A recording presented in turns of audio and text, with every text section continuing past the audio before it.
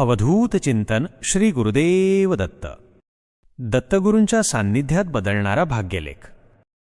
नेहमीप्रमाणे तर्कशुद्ध आणि आध्यात्मिक दृष्टिकोनातून आपण आजचा व्हिडिओ पाहणार आहोत.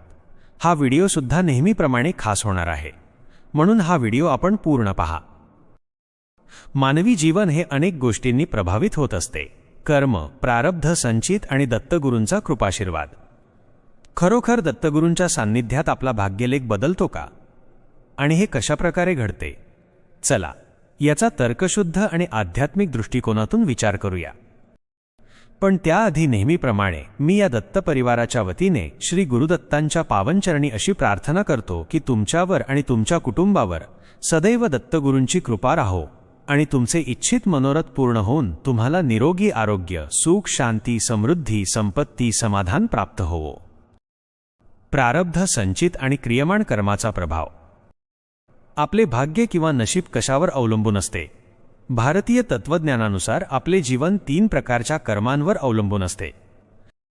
संचित कर्म, पूर्वजन्मीच्या सर्व कर्मांचा संचय जो आपल्या आत साठून राहिलेला असतो. प्रारब्ध कर्म, या जन्मात भोगायला येणारे कर्म जे बदलता येत नाही पण त्याचे फळ स्वीकारावे लागते. क्रियमाण कर्म, सध्य काळात आपण जे कर्म करतो त्यावरून आपले भविष्यातील प्रारब्ध तयार होते. या तिन्ही कर्मांचा प्रभाव आपले भाग्य ठरवतो. जर प्रारब्ध अपरिवर्तनीय असेल तर भाग्यलेख का आणि कसे बदलू शकते? याचे उत्तर दत्तगुरूंच्या कृपेमध्ये आहे. दत्तगुरूंचे कार्य आणि त्यांची कृपा कशी कार्य करते? दत्तगुरू हे केवळ मार्गदर्शक नाहीत, तर ते साक्षात मायबाप आहेत. ते नुसते उपदेश करत नाहीत, तर आपल्या कृपादृष्टीने भक्तांच्या जीवनात प्रत्यक्ष बदल घडवतात. दत्तगुरूंचे सान्निध्य म्हणजे परमसुखाची प्राप्ती, परमानंदाची प्राप्ती, अज्ञानाच्या अंधारातून आत्मज्ञानाच्या प्रकाशाकडे जाण्याचा मार्ग. दत्तगुरूंच्या सान्निध्यात नशिबाची दिशा बदलण्याची शक्यता का निर्माण होते? कारण ते केवळ आपल्या प्रारब्धाचा भार हलका करत नाहीत, तर आपल्या आत दडलेली दैवी शक्ती जागृत करतात, जी आपल्याला संकटांशी लढण्याचे बळ देते व त्यातून बाहेर पडण्यासाठी मार्ग दाखवते. त्यांच्या कृपेने अशक्यप्राय गोष्टीही शक्य होतात आणि जिथे संकटांचे पर्वत उभे असतात तिथे मार्ग सुकर होतो, तेथे आपोआप मार्ग बनतो. दत्तगुरू अहंकार नष्ट करतात आणि आत्मस्वरूपाचे ज्ञान देतात. दत्तगुरूंचा पहिला उपदेश हाच असतो की आपण फक्त हे शरीर, मन आणि बुद्धी नाही, आपण आत्मस्वरूप आहोत. पण हे ज्ञान आपल्याला सहजासहजी पटत नाही, कारण आपला अहंकार त्याला अडथळा निर्माण करतो. जेव्हा आपण अहंकाराचा त्याग करून स्वतःला दत्तगुरूंच्या चरणी समर्पित करतो तेव्हा खऱ्या अर्थाने प्रारब्ध बदलू लागते, ते सौम्य होऊ लागते. 2. दत्तगुरू आपल्या प्रारब्धाचे परिणाम सौम्य करतात. प्रारब्ध म्हणजे मागील जन्मांतील कर्मांचे फल. दत्तगुरूंची कृपा कशी प्रारब्ध सौम्य करू शकते? काही वेळा प्रारब्ध भोगायलाच लागते, पण दत्तगुरूंच्या कृपेने त्याची तीव्रता कमी होते. जसे औषध घेतल्याने ताप असला तरी त्रास होत नाही, तसेच दत्तगुरूंच्या कृपेने संकटे सौम्य होतात. अनेक संत आणि भक्तांनी अनुभवले आहे की जेव्हा ते दत्तगुरूंच्या चरणी समर्पित झाले तेव्हा त्यांचे जीवन अनपेक्षितरित्या सकारात्मक दिशेने बदलले. 3. दत्तगुरू आपले कर्म सुधारण्याची प्रेरणा देतात आणि त्यामुळे क्रियमाण कर्म बदलते. आपल्या भूतकाळातील कर्मांनी आपले प्रारब्ध ठरले आहे, पण आपल्या सध्याच्या कृतींवरून भविष्यातील प्रारब्ध ठरेल. दत्तगुरू याच जागी आपल्याला योग्य दिशा दाखवतात. जर आपले विचार, शब्द आणि कर्म सतत नकारात्मक असतील तर नशीबही तसेच राहील. दत्तगुरूंच्या कृपेने आपले विचार शुद्ध होतात आणि आपण सकारात्मक, निस्वार्थी आणि सद्भावनापूर्ण कृती करू लागतो. ज्या क्षणी आपण योग्य कर्म करण्यास सुरुवात करतो त्या क्षणी भाग्य बदलण्यास सुरुवात होते. 4. ध्यान, मंत्रसाधना, सेवा आणि सत्संग यामार्फत दत्तगुरू चेतनेचा स्तर उंचावतात. दत्तगुरूंच्या उपदेशाचे पालन केल्याने आपले मन, विचार आणि चेतना उच्च स्तरावर जातात. या 4 गोष्टी यात महत्त्वाच्या आहेत. 1. ध्यान आणि नामस्मरण. दत्तगुरूंच्या नामजपाने मन शुद्ध होते आणि आपल्या चित्तातील अस्थिरता दूर होते. श्री गुरुदेव दत्त हा मंत्र सतत जपल्याने मन शांत होते आणि नशीब सुधारते. नामस्मरणामुळे दत्तगुरूंचे संरक्षण मिळते आणि प्रारब्धाचे वाईट परिणाम टळतात.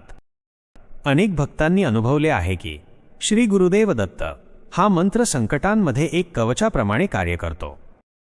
2. सेवाभाव आणि परोपकार गरजूंना मदत करणे, मग ती मदत कोणत्याही प्रकारची असेल, किंवा रुग्णांची सेवा करणे, यामुळे आपले प्रारब्ध नष्ट होऊ लागते आणि शुभकर्मे वाढतात. 3. श्रद्धा आणि समर्पण. श्रद्धा म्हणजे दत्तगुरूंवर त्यांच्या वचनावर पूर्ण विश्वास ठेवणे. समर्पण म्हणजे आपले संपूर्ण जीवन त्यांच्या चरणी अर्पण करणे. ज्या क्षणी आपण दत्तगुरूंच्या मार्गानुसार अर्थात नीतिधर्माने वागायला लागतो, त्यांची भक्ती करतो, त्यांच्यावर विश्वास ठेवून त्यांच्या चरणी पूर्णपणे समर्पित होतो, त्या क्षणी आपले नशीब बदलू लागते. निष्कर्ष.